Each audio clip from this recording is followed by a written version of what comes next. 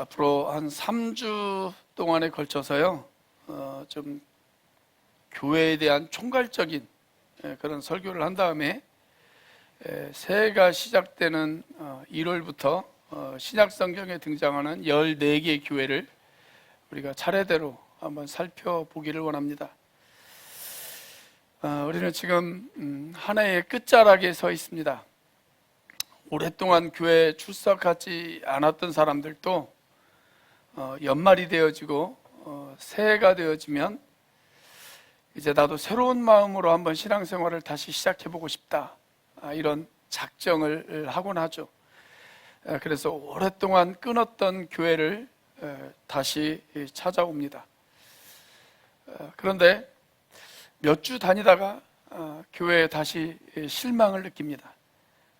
교회 출석하면 따뜻한 분위기에서 사람들에게 온정을 느낄 줄 알았는데 자기들끼리만 똘똘 뭉쳐가지고 도저히 비집고 들어갈 틈을 주지를 않는 겁니다.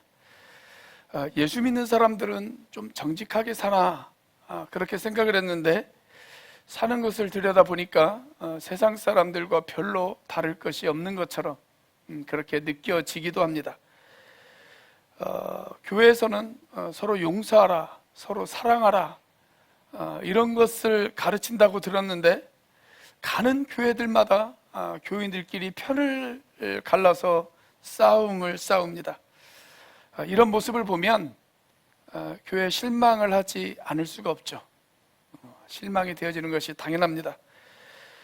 그래서 어떤 사람은 에라이, 교회는 무슨 교회냐, 그냥 나와 하나님과의 관계만 바로 되면 됐지, 이렇게 생각을 하고 아예 교회 출석을 포기한 채 그냥 집에서 혼자 예배를 드리는 사람들도 있습니다. 그런데 그것도 한두 번 하다가 그냥 흐지부지하게 되어집니다. 또 어떤 분들은 아니 그래도 세상에 이렇게 교회가 많은데 이 많은 교회 가운데 그 어디엔가는 내가 추구하는 이상적인 교회가 있을 거야 라고 생각을 하고 교회를 탐방하시는 분들도 계십니다. 그런데 어디를 가도 다 마찬가지입니다. 이 교회는 문제가 없겠지 해서 그 교회를 출석을 하기 시작을 했는데 나중에 알고 보니까 목사하고 장로하고 암투를 벌이고 있습니다. 여기도 아니구나. 그러면 또 더 좋은 교회가 어디 있을까? 이렇게 생각하고 이상적인 교회를 찾아서 여기저기를 기웃거리기 시작을 합니다. 그렇다면 여러분, 정말 이상적인 교회가 있을까요? 이상적인 교회. 만약에 그런 교회가 있다면 그런 교회는 어떤 모습의 교회일까요? 저는 이상적인 교회의 모습은 병원의 역할을 하는 교회다 라고 생각합니다. 병원의 역할을 하는 교회다. 모든 답은 성경에 있습니다. 이상적인 교회의 모습, 성경에 답이 있어요. 우리가 새해가 되어지면 살펴보겠지만 여러분, 성경에는 여러 교회들이 등장합니다. 우리가 1월 달부터 한 14개의 교회를 살펴보려고 그래요. 그런데 그 많은 교회 중에서 제가 생각하기에 가장 이상적인 교회의 자격을 갖춘 교회 딱 하나만을 이야기하라고 한다면 저는 에베소 교회가 그런 자격을 갖춘 것 같아요. 에베소 교회. 여러분, 이상적인 교회가 되려면 위치도 좀 중요합니다. 그런데 당시 이 에베소는 소아시아 지역의 교통의 중심지였습니다. 이 도시는 BC 한 400년 전에 만들어진 도시였거든요. 그러니까 예수님이 탄생하기 400년 전부터 존재했던 그런 도시입니다. 그런데 고고학자들이 이 에베소라고 하는 도시를 발굴했을 때 사진처럼 이미 이 도시는 도로가 포장되어 있었습니다. 그 옛날, 지금부터 2400년 전에 이 도시는 벌써 도로가 포장되어져 있었던 그런 교회였단 말이죠. 자, 그리고 저는 이상적인 교회라고 한다면 좀 문화적인 수준도 어느 정도 있어야 된다 라고 저는 그렇게 생각을 합니다. 그런데 이 에베소라고 하는 도시는 그런 조건도 만족을 하고 있어요. 여기는 교통의 중심지일 뿐만이 아니라 또 문화의 중심지이기도 했습니다. 이 에베소라고 하는 도시에는 사랑과 미의 여신 아포로디테, 우리가 흔히 비너스라고 이야기하죠. 비너스, 그 아포로디테 여신을 섬기는 그런 신전이 있었던 그런 도시였습니다. 이 아포로디테 신전은요, 지금 그 이집트의 피라미드와 함께 세계 7대 불가사의 가운데 하나예요. 아주 그렇게 으리으리하게 지었던 그런 신전입니다. 안타깝게도 지금은 그 신전의 모습이 없어요. 다 허물어졌어요. 그냥 터만 남아 있어요. 그런 신전이 있던 곳이에요. 자, 또 이상적인 교회가 되려면 누가 그 교회를 개척했느냐, 이것도 상당히 중요한 문제라고 저는 생각을 합니다. 우리 교회는 제주도의 많은 목회자들이 칭찬하는 우리 한태희 목사님이 우리 교회를 개척했다는 것이 우리 교회의 자랑이지 않습니까? 그런데 이 에베소 교회는 누가 개척을 했느냐? 사도 바울이 개척을 했어요. 사도 바울이 개척한 교회입니다. 근데 여러분, 아무리 교회 개척을 잘했다고 할지라도 제자 훈련이 제대로 이루어져 있지 않으면 아무것도 할 수가 없습니다. 자, 그런데 이 에베소 교회는 사도 바울이 무려 3년 동안 머물면서 제자 훈련을 시켰던 그런 교회였습니다. 원래 바울은 한 곳에서 오랫동안 머물러서 목회했던 사람이 아니에요. 그냥 복음이 세워지지 않은 지역에 가서 복음을 전해서 교회를 세우고, 그곳에 지도자가 세워지면 또 다른 지역으로 떠나는 순회 전도자의 역할을 했던 사람이 바울이었습니다. 한 교회에 많이 있어봐야 한 6개월 뭐 이 정도 있었던 사람이었어요. 자, 그런데 그 바울이 웬일인지 이 에베소에서는 무려 3년 동안 머물면서 사람들에게 제자 훈련을 시켰던 그런 교회였습니다. 그렇게 제자 훈련을 시켰던 장소를 가리켜서 우리는 두란노라고 그렇게 이야기를 하죠. 두란노. 그래서 지금 뭐 두란노 서원이니, 두란노 서점이니, 두란노 출판사니, 두란노 교회니, 이런 용어들이 많이 사용되어지지 않습니까? 이런 것을 종합해 보면 가장 이상적인 교회가 가질 수 있는 모든 자격을 다 갖추고 있는 교회가 에베소 교회라고 그렇게 이야기할 수가 있어요. 자, 그런데 이 에베소 교회의 성도들이 어떤 모습을 하고 있었는지를 오늘 한번 살펴보기를 원합니다. 오늘 본문을 잘 살펴보면 우리가 기대했던 교회의 모습과는 너무나도 다른 모습에 우리가 깜짝 놀랄 수가 있습니다. 자, 25절 말씀입니다. 같이 한번 읽어보겠습니다. 시작. 그러므로 여러분은 거짓을 버리고 각각 자기 이웃과 더불어 참된 말을 하십시오. 우리는 서로 한 몸의 지체들입니다.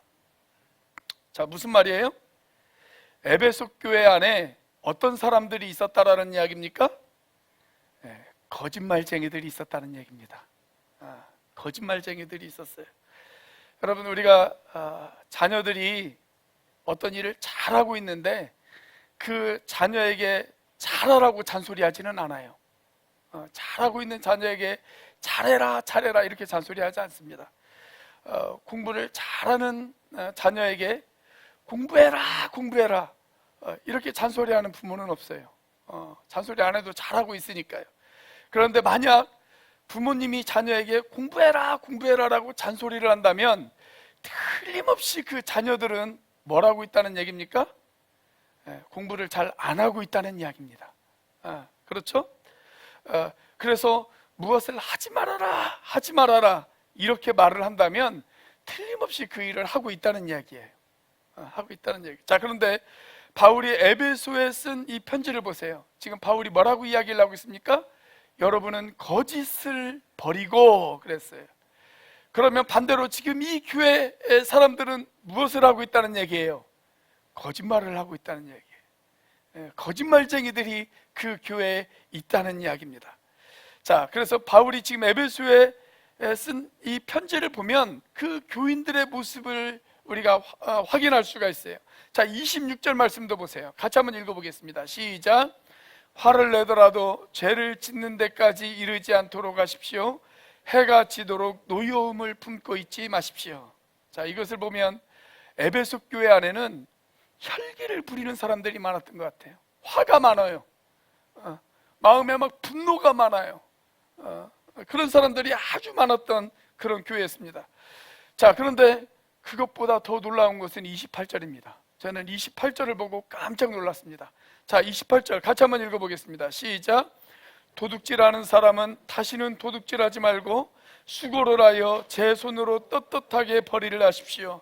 그리하여 오히려 궁핍한 사람들에게 나누어 줄 것이 있게 하십시오. 자, 그러니까 에베소 교회 안에 어떤 사람들이 있었다는 거예요? 도둑놈들이 있었어요. 도둑놈들이 있었습니다.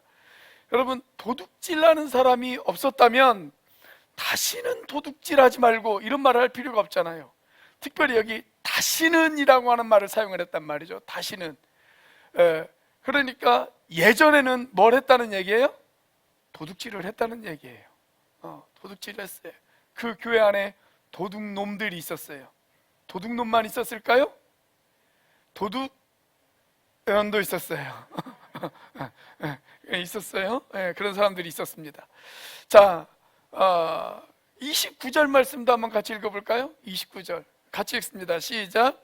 나쁜 말은 입 밖에 내지 말고 덕을 세우는 데 필요한 말이 있으면 적절한 때에서 듣는 사람에게 은혜가 되게 하십시오. 그러니까 이 교회 안에는 나쁜 말을 하는 사람들이 있었습니다. 나쁜 말. 나쁜 말이 뭘까요? 개역 개정 성경으로 보면 어떻게 번역을 했냐면 더러운 말 이렇게 번역을 했습니다. 더러운 말. 아마도 쌍욕을 했든지 아니면 음담패설을 했든지 아마 그런 이야기들을 하는 사람들이 그 교회에 많이 있었던 것 같아요. 사랑하는 여러분, 이것이 에베소 교회의 모습이었어요. 에베소 교회의 모습. 우리가 생각하는 가장 이상적인 교회는 어떤 사람들이 모여 있냐면 천사들이 모여 있는 곳, 그것을 우리는 이상적인 교회의 모습이라고 생각할 때가 있습니다. 그러나 성경에서 가장 이상적인 교회의 자격을 갖추었던 에베소 교회는 천사들이 모여 있는 교회가 아니었어요. 오히려 죄인들이 모여 있는 교회였어요. 죄인들이 모여 있는 교회. 많은 분들이 교회에서 상처받았다고 이야기합니다. 여러분, 사람들이 왜 교회에서 상처를 받을까요? 교회를 향해서 기대 수치가 너무 높기 때문에 그래요. 교회에 천사들만 모여 있었겠지, 교회는 마치 천국과도 같은 곳이겠지 라고 생각을 했기 때문에 그렇습니다. 그런데 여러분, 저와 여러분들이 만들어가야 하는 교회는 천국 같은 교회가 아닙니다. 천사들이 모여있는 교회가 아닙니다. 저와 여러분들이 만들어가야 하는 교회는 병원 같은 교회입니다. 교만한 사람들이 찾아와서, 이기적인 사람들이 찾아와서, 혈기 있는 사람들이 찾아와서, 술과 담배에 중독되어져 있는 사람들이 찾아와서 여기에서 하나님의 사랑을 느끼고 여기에서 치료받고 변화를 받아 나아가는 곳, 이곳이 우리가 만들어야 하는 이상적인 교회의 모습입니다. 그래서 오늘 이 시간부터 여러분들은 교회에 대한 개념을 바꾸시기를 바랍니다. 교회는 천국이 아닙니다. 교회는 병원입니다. 우리 앞뒤 좌우에 있는 분에게 같이 한번 인사를 해볼까요? 온누리 병원에 입원하신 것을 축하합니다. 한번 인사해 보세요. 네. 우리 다시 한번 인사해 보겠습니다. 이렇게 한번 인사해 보세요. 치료 잘 받으세요. 한번 인사해 보세요. 네. 그렇다면 여러분, 교회가 병원이라면 어느 날 여러분들이 교회에 왔는데 이 교회 안에 이기적인 사람들이 있어요. 교만한 사람들이 있어요. 건방진 사람들이 있어요. 여러분, 그런 사람들을 보고 기분 나빠하지 마세요. 놀라지 마세요. 왜 그 사람들이 여기 있을까요? 아파서 온 거예요. 아파서 치료받기 위해서 교회에 온 것입니다. 아픈 사람이 병원에 오는 것, 그것이 나쁜 것이 아니잖아요. 그게 잘못된 것이 아니잖아요. 여러분, 어느 날 교회에 왔는데 어떤 사람이 술 취해 있고 담배 냄새에 쪄들어 있고 온갖 모든 것들에 중독되어 있는 사람들이 교회에 찾아왔어요. 눈치 주지 마세요. 그게 당연한 거예요. 여러분, 중독된 사람들이 그 중독에서 치유받기 위해서 병원을 찾아온 것, 여러분, 그건 잘못된 것이 아닙니다. 그건 잘한 일입니다. 칭찬해 주셔야 되는 일입니다. 저는 그런 분들이 교회에 나올 수만 있다면 교회 옥상에다가 흡연실을 만들어줄 용의도 있습니다. 그러니까 여러분, 뭐라고 하지 마세요. 뭐라고 하지 마세요. 우리 교회가 그런 분위기가 되어질 수 있기를 바랍니다. 아픈 사람들이, 병든 사람들이, 여러 가지 문제가 있는 사람들이, 세상 가운데서 힘들어하는 사람들이, 온갖 성격에 문제가 있는 사람들이 교회에 찾아와서 이곳에서 치료받고 변화받아 나음을 받을 수 있는 교회, 그런 교회가 되어질 수 있기를 주님의 이름으로 축복합니다.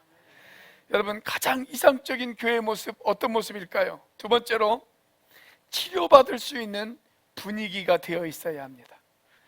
병원이 그냥 교회다, 교회가 병원이다, 그런데 그 교회에 갔는데 말만 병원이고 치료받을 수 있는 분위기가 전혀 안 돼 있어요. 그럼 이상적이지 않죠. 진짜 이상적인 교회는 치료받을 수 있는 분위기가 되어 있어야 돼요. 자, 치료받을 수 있는 분위기가 어떤 분위기일까요? 자, 오늘 본문의 32절 말씀입니다. 자, 같이 한번 읽어보겠습니다. 시작. 서로 친절히 대하며 불쌍히 여기며 하나님께서 그리스도 안에서 여러분을 용서하신 것과 같이 서로 용서하십시오. 여러분, 교회가 병원이 되어지기 위해서는 치료받는 분위기를 만들어야 돼요. 그런데 그 분위기가 어떤 분위기냐? 여기 기록되어 있습니다. 친절히 대하고 서로를 불쌍히 여기고 그리고 용서하는 마음이 있어야 한다. 그게 치료받는 교회, 치료받는 병원의 분위기입니다. 여러분, 서로 용서하는 마음이 있고 불쌍히 여기는 마음이 있어야 서로 치료가 되어지지, 서로 잘못을 막 지적한다고 생각을 해보세요. 그 안에서 어떻게 치료하는 그런 마음이 일어나겠습니까? 여러분, 실제 병원도 그렇지 않습니까? 어떤 사람이 신경마비 증세가 있어서 병원에 입원을 했어요. 이 사람이 신경이 제대로 작동을 하지 않아서 막 손이 덜덜 떨려요.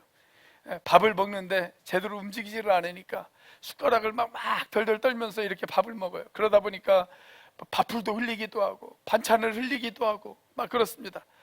그런데 간호사가 와가지고 당신은 밥도 제대로 못 먹습니까? 이렇게 막 잔소리를 했다고 한번 생각을 해보십시오. 그러면 얼마나 기가 막히겠습니까? 여러분, 몸이 말을 안 들으니까 병원에 왔지, 그것이 말을 제대로 들으면 병원에 왔겠어요? 제대로 말을 안 들으니까 병원에 온 거잖아요. 교회도 마찬가지예요. 내 성격이 모지고 이기적이고 그러니까 치료받기 위해서 병원에 온 것입니다. 그런데 저 사람은 왜 성격이 저 모양이야? 저 사람은 왜 그렇게 이기적이야? 저 사람은 왜 그렇게 못됐어? 그러면서 손가락질한다면 여러분, 그 사람이 어떻게 치료받을 수가 있겠어요? 병원에서 아픈 곳을 드러내는 것, 그것을 나무라지 마십시오. 그래서 우리 교회 성도님들도 다른 사람들의 잘못을 지적하는 그런 일을 하지 않으시기를 바랍니다. 않으시기를 바랍니다. 잘못을 지적하지 않는 것으로만 끝나면 안 돼요. 그것보다 한 걸음 더 나아가셔야 돼요. 어떻게 하셔야 되냐면, 지적하지 않는 것으로 끝나는 것이 아니라 오히려 상대방을 칭찬하셔야 됩니다. 칭찬하시고 격려하시고 위로하시고 그러셔야 돼요. 제가 아는 분이 예전에 병원에 입원을 했어요. 그래서 제가 신방을 갔습니다. 신방을 가서 물었어요. 수술을 하셨는데 수술 경과가 어떻게 되어져요? 그렇게 물어봤어요. 그랬더니 이제 옆에 있는 자매님이 뭐라고 대답을 하시냐면, 목사님, 수술 잘 되었어요. 회복 속도도 되게 빠르대요. 그렇게 이야기를 해요. 그러면서 하는 말이, 목사님, 이가요 조금 전에 방귀도 뀌었어요. 그러더라고요. 여러분, 저는 지금까지 살면서 방귀 뀌고 칭찬받는 곳은 병원밖에 본 적이 없습니다.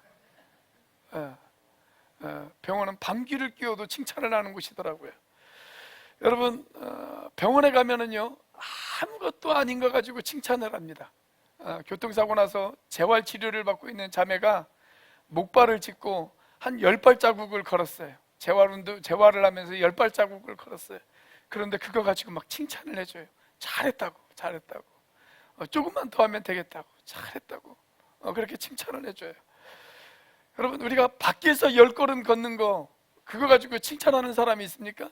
그거 가지고 칭찬하는 사람 없어요. 그런데 병원에서는 그 작은 일을 했어도 칭찬을 해주더라고요. 그래서 여러분, 우리 교회가 또 우리 목장이 여러분, 치료받는 병원이 되어지고 치료받는 교회가 되어지고 치료받는 목장이 되어지기 위해서는 자꾸 칭찬을 해주셔야 됩니다. 예전에는 교회 한 번도 안 나왔어요. 나와라 해도 그렇게 안 나오던 사람이 그래도 한 달에 한 번 교회 출석은 해요. 그럼 어떻게 해야 될까요? 칭찬해 줘야죠. 옛날에는 봐도 인사도 안 하던 청년이 이제는 그래도 그냥 고개를 끄덕하는 정도까지는 해요. 그래도 칭찬해 주셔야죠. 잘한다. 칭찬해 줘야 돼요. 여러분, 그렇게 서로의 아픈 상처를 감싸주고 작은 것이라도 칭찬해 주는 분위기를 만드는 우리 온누리교회가 되어지기를 주의 이름으로 축복합니다. 자, 그런 분위기를 만들기 위해서 제가 2가지를 제안하도록 하겠습니다. 그 병원이 제대로 돌아가기 위해서, 칭찬하는 분위기가 되어지기 위해서, 그리고 서로 격려해주고 위로해주는 그런 분위기가 되어지기 위해서 2가지를 제안합니다. 하나는 뭐냐면 작은 소그룹들이 필요하다는 거예요. 작은 소그룹들이 필요하다. 우리는 그것을 목장이라고 부릅니다. 목장. 12명 내외의 사람들이 모여서 가족들의 사랑을 느끼는 거예요. 가족의 사랑을 느끼는 거예요. 가족이기 때문에 목장 안에서 내가 사는 집을 오픈합니다. 가족이기 때문에 그렇습니다. 가족이기 때문에 내가 문제가 생겼을 때 그 사람들에게 기꺼이 도움을 요청할 수가 있습니다. 가족이기 때문에 그렇습니다. 가족이기 때문에 나의 허물, 나의 약점, 나의 실수도 이야기할 수가 있습니다. 내가 가족이기 때문에 그것 때문에 내가 비판받지 않고 그들이 나를 용납해 줄 수 있다는 사실을 믿기 때문에 그렇습니다. 가족이기 때문에 그렇습니다. 여러분, 우리가 주일날 말씀을 들으면 이렇게 작정할 때가 있죠. 그래, 나도 이웃을 사랑해야지. 나도 섬기는 사람이 되어야지. 이렇게 작정을 하고 예배당 밖을 빠져나갈 때가 있어요. 그런데 막상 어디에서 어떻게 시작해야 될지 막막할 때가 있습니다. 우리 교회가 한 6개월 이상 교회를 출석하지 않는 분들을 우리 교회는 VIP로 저는 생각을 하는데, 그분들 빼고 그래도 6개월 동안 한 번 정도라도 교회 출석하는 사람들, 그런 사람들 아이들까지 다 포함하면 지금 한 80여 명 돼요. 80여 명 정도 됩니다. 그리고 점점 더 많아질 것입니다. 그런데 그 많은 사람들을 내가 다 섬기고 사랑하고 챙겨준다, 그건 매우 어려운 일입니다. 매우 어려운 일이에요. 그래서 그냥 교회 청소하고 식사 준비하고 나는 이 정도면 이것으로 내가 교회에 대한 헌신과 섬김을 다했다, 이렇게 생각할 때가 있어요. 자, 그런데 여러분, 우리가 6명에서 12명 사이에 목장으로 나뉘어지고, 그리고 그 목장이 독립된 교회의 역할을 한다면 내가 섬길 대상이 분명해집니다. 내가 섬기고 내가 사랑해야 될 대상이 아주 분명해져요. 얼마나 편해요. 그리고 그 인원이 점점 늘어나면 이제 다시 또 둘로 나뉘는 거예요. 분가를 해서 둘로 나뉘는 거예요. 그래서 여러분들에게 부탁드립니다. 우리 온누리교회 등록하신 모든 분들은 목장에 등록해 주시길 바랍니다. 우리가 이제 다음 주 성탄절날 목자 투표를 할 거예요. 교회 등록하신 모든 분들, 교회 지금까지 등록하신 모든 분들은 자기가 목자를 선택하고 목장 안에 들어가 있는 그런 투표를 하게 되어질 것입니다. 한 분도 빠짐없이 다 그 투표에 임해 주시기를 바라겠습니다.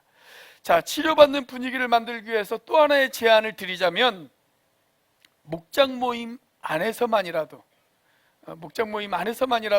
서로가 서로를 부를 때 형제님, 자매님 이렇게 부르셨으면 좋겠습니다. 우리 박종경 장로님께서 NR건설 대표이십니다. 그리고 우리 박종구 장로님은 온누리 설비의 사장님이십니다. 두 분이 형제죠. 친형제입니다. 자, 그런데 두 분이 서로 만났어요. 만났는데 인사하기를 대표님 안녕하십니까? 사장님 반갑습니다.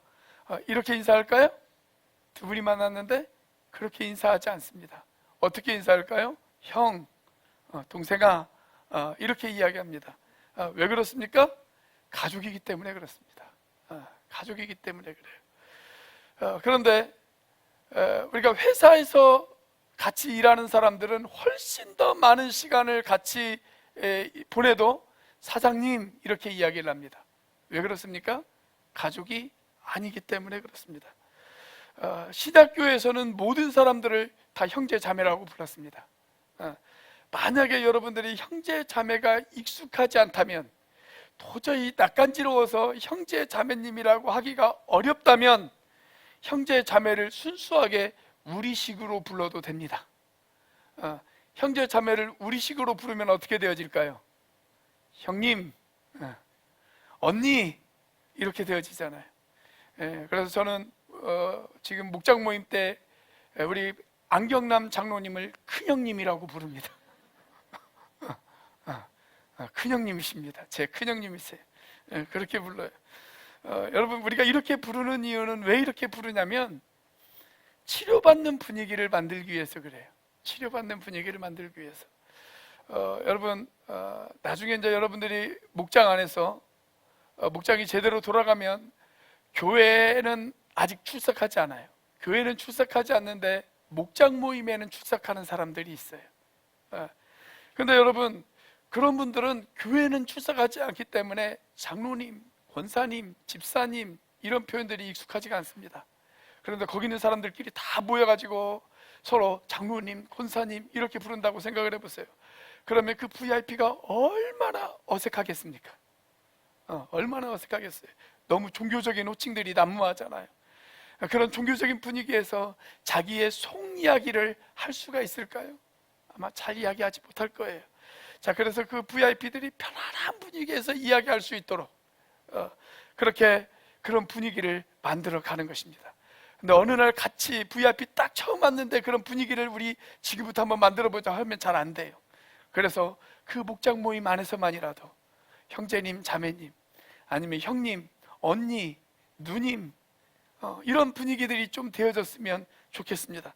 그렇게 우리가 그런 분위기를 만들어가면 그 목장 안에서 치료되어지는 역사가 일어날 줄로 믿습니다. 자, 이상적인 교회, 어떤 교회의 모습일까요? 세 번째로, 치유받아 변화가 일어나야 합니다. 변화가 일어나야 돼요. 소문난 식당은 일단 뭐가 좋아야 돼요? 맛이 좋아야 돼요. 소문난 병원은 일단 뭐가 좋아야 됩니까? 잘 치료가 되어져야 돼요. 사람들이 병에서 나아야 돼요. 그래서야 소문이 나요. 자, 교회가 병원이라면 마찬가지입니다. 교회 안에서 변화가 일어나야 돼요. 변화가 일어나야 됩니다. 그런데 여러분, 변화도요, 소극적인 변화가 있고 적극적인 변화가 있습니다. 예를 들어서 예전에 내가 나쁜 일을 했는데 그 나쁜 일을 끊었다, 나쁜 일을 더 이상 하지 않는다. 여러분, 이건 소극적인 변화예요. 소극적인 변화예요. 적극적인 변화는 뭐냐면 그 나쁜 일을 끊었을 뿐만이 아니라 이제는 그 사람이 착한 일을 하기 시작했다. 이게 적극적인 변화입니다. 그렇죠? 여러분, 진짜 좋은 교회는 어떤 교회냐? 그 교회 안에 이런 적극적인 변화들이 일어나는 교회, 그런 교회가 좋은 교회입니다. 자, 지금 바울이 그것을 이야기하고 있어요. 그래서 무엇을 하지 말아라, 이것으로 끝나는 것이 아니라 우리가 해야 할 일을 가르쳐요. 우리가 해야 할 일. 자, 25절 말씀입니다. 같이 한번 읽어보겠습니다. 시작. 그러므로 여러분은 거짓을 버리고 각각 자기 이웃과 더불어 참된 말을 하십시오. 우리는 서로 한 몸의 지체들입니다. 자, 여기에서 우리가 하지 말아야 될 소극적인 변화는 뭡니까? 거짓을 버리는 거죠. 거짓을 버리는 거. 이게 소극적인 변화예요. 그런데 그것으로 끝나지 않고 우리가 해야 할 적극적인 변화를 이야기하고 있습니다. 그게 뭐예요? 이웃과 더불어 참된 말을 하는 것입니다. 이웃과 더불어 참된 말을 하는 것, 거짓말을 버리고 진실을 이야기하는 것, 참된 말을 하는 것, 그것을 이야기하고 있어요. 여러분, 우리에게는 죄악된 성품이 우리 안에 있어서요, 무엇인가를 하지 말아라 그러면 더 하고 싶어져요. 더 하고 싶어져요. 그래서 하지 말아라, 그냥 이것으로만 끝나면 안 돼요. 그것으로만 끝나는 것이 아니라 해야 할 일을 가르쳐 줘야 되는 거예요. 이건 하지 않는 것이 좋겠습니다. 그런데 이건 하십시오. 이렇게 가르쳐야 돼요. 아이들을 가르칠 때도 마찬가지예요. 아이들을 키울 때도, 야, 너 그거 가지고 놀지 마. 그냥 여기에서 끝나면 안 돼요. 그걸 가지고 놀면 안 되는데 이건 가지고 놀아도 돼. 이렇게 대안을 줘야 됩니다. 대안을. 자, 28절 말씀에도 보니까 우리가 하지 말아야 될 소극적인 변화 뭐예요? 도둑질하지 마, 이겁니다. 도둑질하지 마. 자, 그런데 도둑질하지 않는 것으로 끝나는 것이 아니라 더 적극적인 변화를 이야기하고 있습니다. 그게 뭡니까? 이제 내 손으로 떳떳하게 벌어서 궁핍한 사람들에게 나누어 주는 것입니다. 나누어 주는 것. 그러니까 예전에 남의 물건을 훔쳤던 사람이, 남의 물건을 도둑질했던 사람이 어느 날 선언을 해요. 나 이제 더 이상 도둑질하지 않겠습니다. 그것도 변화죠. 그것도 변화예요. 그런데 그 변화로 끝나는 것이 아니라, 내가 예전에는 이 손으로 남의 것을 훔쳤는데 내가 이제는 이 손으로 떳떳하게 돈을 벌겠습니다. 떳떳하게 돈을 버는 것으로 끝나는 것이 아니라 내가 이제 다른 사람들에게, 힘들고 어려운 사람에게 나누어 줄 아는 사람이 되어지겠습니다. 그러면 그 사람을 가리켜서, 야, 이제 저 사람 변화되어졌다. 야, 이 사람 치료되어졌다. 그렇게 이야기할 수가 있는 겁니다. 자, 29절도 마찬가지예요. 우리가 하지 않아야 되는 소극적인 변화, 그게 뭡니까? 나쁜 말을 입 밖에 내지 않는 것입니다. 내가 이제 더 이상 나쁜 말을 하지 않겠다. 누군가를 험담하지 않겠다. 내가 이제 더 이상 음담패설을 하지 않겠다. 내가 이제 더 이상 내 입에서 쌍욕을 하지 않겠다. 이게 소극적인 변화예요. 소극적인 변화. 그런데 이 사람이 진짜 치료받아서 변화되어졌다면 하지 않는 것으로 그치는 것이 아니라 이제 해야 할 일이 있습니다.